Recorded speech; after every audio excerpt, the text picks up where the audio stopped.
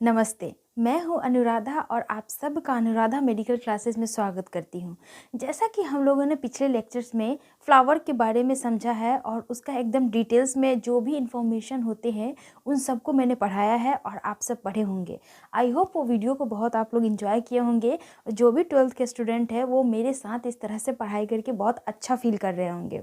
तो आज के इस सेशन में हम लोग उसी फूल के आगे का जो टॉपिक है उसको हम लोग पढ़ेंगे। तो बेसिकली आज मैं आप सबको स्ट्रक्चर ऑफ स्टामेन के बारे में बताऊंगी कि स्टामेन होता क्या है और इसके अंदर के स्ट्रक्चर होते कैसे हैं। तो आप सब जितने भी 12th के स्टूडेंट हैं मैं रिक्वेस्ट करूंगी कि 12th का जो एनसीईआरटी बुक है आप उसको ओपन कर लीजिए और वहाँ पे आप जहाँ पे स्टामेन है मतलब कि जो आपका चैप्टर 2 है उसका एक पन्ना पलटिएगा तो फिर आपके दूसरे वाले पेज में स्ट्रक्चर बहुत अच्छे से दिखेगा। ठीक है, तो मैंने कल बताया भी था कि एक फूल जो होता है उसमें मेल रिप्रोडक्टिव सिस्टम भी होते हैं और फीमेल रिप्रोडक्टिव सिस्टम भी होते हैं। तो मैं अगर फीमेल रिप्रोडक्टिव सिस्टम का बात करूं तो उसमें मैंने 3 चीज़ बताया था, स्टिग्मा, स्टाइल और ओवरी, जिसको हम लोग पिस्टिल बोलते हैं। और मैंने स्टामेन भी बताया था जिसमें मैंने कहा था कि 2 चीज़ इनमें इंक्लूड होते हैं। सबसे पहला एंथर होता है, उसके बाद फिलामेंट होता है। तो यदि मैं इन दोनों चीज़ को डायग्राम में दिखाऊं तो यहाँ पे आप देख सकते हैं कि ये आपका एक स्टामेन का जो प्रॉपर स्टामेन होता है अर्थात मेल रिप्रोडक्टिव सिस्टम जो फ्लावर का होता है वो उसमें क्या चीज़ कंटेनिंग होता है। तो ये पहला हो गया एंथर, यानी कि ऊपर जो फूला हुआ स्वेलन स्ट्रक्चर है ये एंथर कहलाता है। और एंथर जिस डंठल से जुड़ा हुआ रहता है उसको हम लोग फिलामेंट बोलते हैं। तो फिलामेंट जिसको हिंदी में हम लोग तंतु भी बोलते हैं। तो इस तरह से समझिए कि कोई एक पतली सी डंटी है और उसके ऊपर कोई स्वेलन जैसा स्ट्रक्चर है। जैसे कमल का फूल देखते हैं ना, जैसे वो स्टार्टिंग के फेज में होता है अर्थात जब वह खिला हुआ नहीं होता है तो उस वक्त जो कमल का फूल का जो स्टेटस होता है जस्ट वैसा ही आप समझ लीजिए कि मेल रिप्रोडक्टिव सिस्टम होता है। जो आपके हाथ में येलो येलो लग जाता है वो आपका मेल रिप्रोडक्टिव सिस्टम का भाग होता है, दैट मीन्स एंथर होता है। यदि मैं ह्यूमन के बारे में बात करूँ तो आप सब जानते हैं कि एक बेबी के फॉर्मेशन के लिए पुरुषों की तरफ से स्पर्म का आना बहुत ज़रूरी है। उसी प्रकार जो फूल में होता है स्पर्म ना होकर के पॉलन ग्रेन आता है। तो पॉलन ग्रेन का स्ट्रक्चर हम लोग कल पढ़ेंगे। आज मैं आपको स्टामेन के बारे में बताने जा रही हूँ। सो देखिएगा यहाँ डिटेल्स में, ये जो आपका स्ट्रक्चर है इसमें सबसे ऊपर वाला भाग को हम लोग क्या बोलते हैं, एंथर बोलते हैं। और एंथर जिस चीज़ पे टिका होता है उसको हम लोग क्या बोलते हैं, फिलामेंट बोलते हैं। अब देखिए एंथर और फिलामेंट जो होता है एक चीज़ से अटैच होता है। यहाँ पे देखिए कनेक्ट है, इस कनेक्ट को हम लोग क्या बोलते हैं, कनेक्टिव बोलते हैं।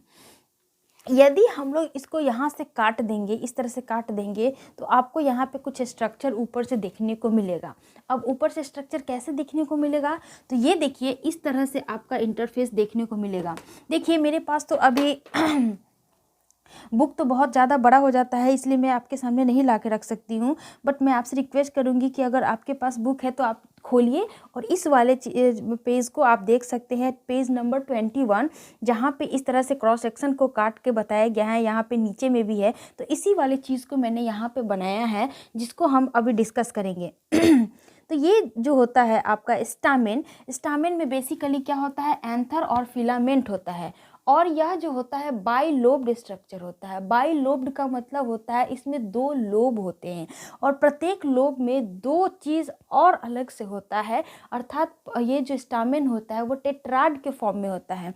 क्या बोला मैंने, टेट्राड बोला है और बाइलोब्ड बोला है। ये होता है बाइलोब्ड, यानी कि कोई भी एक चीज़ है, मान लीजिए इस तरह से, इसको बीच से अगर कट कर देंगे तो एक लोब हो गया, एक 2 लोब हो गया। और इसी लोब में फिर से 2 चीज़ आ जाते हैं, प्रेजेंट होते हैं, इधर भी 2 इधर भी 2, जिसको हम लोग पॉलन सैक बोलते हैं। यही वाला चीज़ यहाँ पे देखने को मिल रहा है आपको, ये सारे सैक है और ये जो सैक हो जाते हैं 4 तब हम इस टर्म को बोलते हैं टेट्राड। और इसी पॉलन सैक में पॉलन ग्रेन बनता है।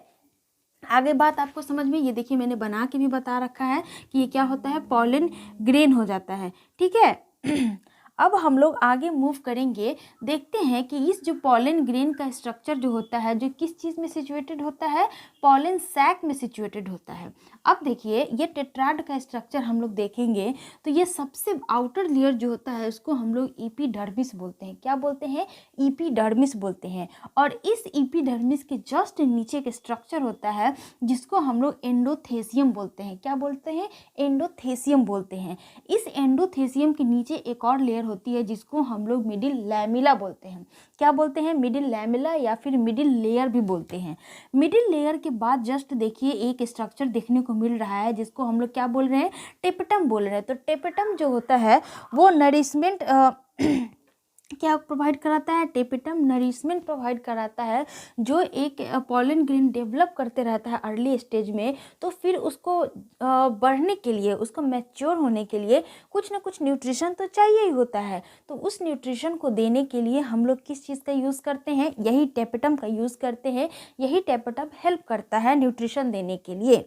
और जब न्यूट्रिशन दे दिया जाता है तो इसके बीच में एक जो आपको दिख रहा है पॉलन ग्रेन, तो पॉलन ग्रेन को न्यूट्रिशन देता है। यहाँ भी आपका होगा पॉलन ग्रेन, इसको न्यूट्रिशन दे दिया, पॉलन ग्रेन क्या हो जाता है? डेवलप कर जाता है और फेवरेबल सिचुएशन होती है तो फिर यहाँ से बस्ट करके बाहर की तरफ निकल जाता है। आगे बात आपको समझ में, ये जो पॉलन ग्रेन है ना आपको सबसे ज़्यादा कब देखने को मिलेगा? जब देखिएगा वसंत ऋतु जब आ जाती है उस टाइम में नए नए फ्लावर्स आने लगते हैं, नए नए प्लांट्स डेवलप हो जाते हैं। क्यों हो जाते हैं? यही पॉलन ग्रेन के मूवमेंट की वजह से। मान लीजिए कोई भी चिड़िया है, कोई भी पक्षी है या फिर हमारा ही बॉडी है, हम कहीं ट्रैवल करते हैं तो हमारे बॉडी में अगर किसी भी प्रकार से पॉलन ग्रेन अगर चिपक जाता है और दूसरे कहीं जगह पे गिर जाता है और गिरने के बाद अगर उसको थोड़ा सा भी मिट्टी का सोर्स मिला, वाटर का सोर्स मिला, तो फिर वो डेवलप करके क्या हो जाता है? एक नया प्लांट बना लेता है। इससे स्पष्ट होता है कि पॉलन ग्रेन क्या होता है? किसी भी फूल का मेल रिप्रोडक्टिव ऑर्गन होता है। आगे बात समझ में? अब देखिए यहाँ पे अगर हम लोग टॉपिक में आगे बढ़ेंगे तो यहाँ पे देख सकते हैं एकदम क्लियरली लिखा हुआ है कि ए टिपिकल एंजियोस्पर्म का एंथर जो होता है वो कैसा होता है? बाइलोब्ड होता है। बाइलोब्ड होता है और इसको हम लोग डाइथिकस भी बोलते हैं। डाइथिकस, डाई मीन्स दो हो गया, थीका शब्द से लिया गया है थीकस। थीका उसको बोलते हैं जब कोई चीज़ क्या होता है? किसी चीज़ में प्रेजेंट होता है, किसी चीज़ में मान लीजिए आपके पास कटोरी है कोई, तो कटोरी में अगर कोई मान लीजिए कोई स्वीट्स रखा हुआ है तो कटोरी आपका थीका कहला गया और उसके अंदर जो रखा हुआ है वो आपका पॉलन ग्रेन कहला गया। आगे समझ में आपको? अब देखिए इसमें तो और कुछ नहीं है, मैंने सब चीज़ आपको बता दिया है। एक टर्म आता है माइक्रोस्पोरोजेनेसिस। यहाँ पे लिखा हुआ है आपके बुक में microsporogenesis. As the anther develop the cells of the sporogenous tissue undergo meiotic division to form microspore tetrad. देखिए माइक्रोस्पोर टेट्राड इसलिए बोला गया है क्योंकि आपका जो पॉलन ग्रेन है वो क्या होता है? माइक्रोस्कोपिक स्ट्रक्चर है और जो डेवलप होता है दैट मीन्स पॉलन ग्रेन बनने की प्रक्रिया को ही हम लोग माइक्रोस्पोरोजेनेसिस बोलते हैं। आगे बात समझ में? तो the process of formation of pollen grain into the pollen sac is known as microsporogenesis. आगे बात आपको समझ में? अब देखिए स्टामिन का तो मैंने बता दिया। अब हम यहाँ पे पॉलन ग्रेन के क्या चीज़ के बारे में पढ़ेंगे? बेनिफिट्स के बारे में। बेनिफिट इसलिए मैं बोलना चाह रही हूँ क्योंकि इसका जो उपाय होता है ना, सॉरी यूज़ जो होता है ये बहुत इंपॉर्टेंट होता है, हमारे लाइफ से डायरेक्टली जुड़ा हुआ होता है। तो अगर ये मैंने आपको एक ओवरव्यू बता दिया कि एंथर जो होता है और फिलामेंट में क्या अंतर होता है और इसके अंदर का डिटेल्स भी मैंने आपको बता दिया। कनेक्टिव का मतलब समझ जाइए कि दो चीज़ को कनेक्ट करने वाला होता है उसे हम लोग कनेक्टिव बोलते हैं। और किसी भी चीज़ का जब बाहरी लेयर होते हैं प्रेजेंट उसको एपिडर्मिस बोलते हैं। एपिडर्मिस और एंडोथेसियम जो होता है ये बेसिकली क्या बोलते हैं? प्रोटेक्शन प्रोवाइड कराते हैं। प्रोटेक्शन कहने का मतलब है कि बाहरी जो एडवर्स कंडीशन होती है, मान लीजिए लाइट हो गया, एक्सेस लाइट, एक्सेस हीट हो गया, एक्सेस टेम्परेचर हो गया, इन सारी चीज़ों से बचाने के लिए चूँकि आपका जो पॉलन ग्रेन डेवलप करते रहता है वो बहुत ज़्यादा सॉफ्ट होता है और बहुत ज़्यादा नाजुक होता है। आप देखते होंगे कि एक बेबी का जब मदर के गर्भ में होती है तो उसको प्रोटेक्शन देने के लिए उस बेबी के चारों तरफ प्लासेंटा बन जाता है। प्लासेंटा कहने का मतलब है एक ग्रुप ऑफ सेल्स का लेयर बन जाता है ताकि उस बेबी को क्या कर सके? प्रोटेक्शन प्रोवाइड करा सके। ठीक है। तो ये एक प्रोटेक्शन का काम करती है, कौन सा, एपिडर्मिस भी और एंडोथेसियम भी। और मिडिल लेयर का काम होता है दोनों को सेपरेट करके रखना, जैसे टेपेटम हो गया और ये जो लेयर है, और बीच में एक ट्रांसपोर्टेशन का काम करती है यह मिडिल लैमेला या फिर मिडिल लेयर भी बोल सकते हैं। ठीक है।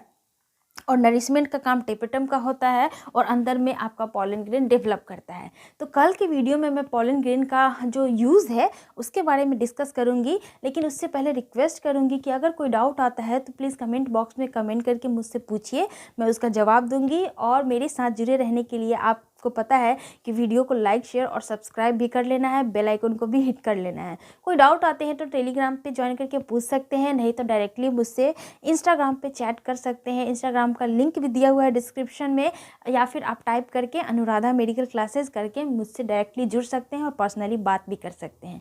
तो मिलते हैं नेक्स्ट वीडियो में एक नए टॉपिक के साथ। अपना ध्यान रखिए। जय हिंद।